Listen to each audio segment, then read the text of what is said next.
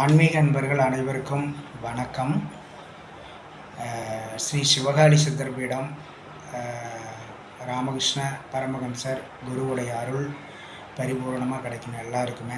ஏன்னா ராமகிருஷ்ணா தான் என்னுடைய குருநாதர். அங்கே போய் தான் நான் ஆன்மீக விஷயங்களே கற்றுக்கிட்டேன். இன்றைக்கி உங்ககிட்ட நான் பேச போகிற விஷயம் என்னென்னா, தெர்ப்பணத்தை பற்றி பேசுகிறேன். நம்ம முன்னோர்களுடைய ஆசீர்வாதம் கிடைக்கிறதுக்கு தெர்ப்பணம் மிக மிக அவசியமான ஒன்றுங்க. அதனால் கங்கையில் போய் மனசார அவர்களை நினச்சி பிண்டம் கரைச்சிட்டு வாங்க. அவர்களுடைய ஆசீர்வாதம் இருந்துச்சுன்னா தான் தடைகள்லாம் அகற்றப்படும். அப்போ தடைகள் வர்றதுக்கு நாம்ளே காரணம். கர்மாவின் மூலமாக தடை வருகிறது.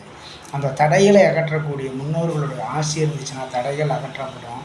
பிள்ளையாருடைய அருள் பரிபூரணமாக கிடைக்கும். அடுத்த வீடியோவில் உங்களிடத்தில் மகா கணபதியை பற்றின விஷயத்தை போடுறேன். எல்லாமே பாருங்கள். உங்களுக்கு நல்ல யோசித்து பாருங்கள். நான் சொல்லக்கூடிய விஷயங்கள் ஒவ்வொன்றும் வாழ்வியல் தத்துவங்கள், வாழ்கிறதுக்கு தேவையான ஒரு விஷயம். ஏன்னா நான் ஒரு பிரம்மச்சாரி, வியாபார நோக்கமல்ல. நன்றி.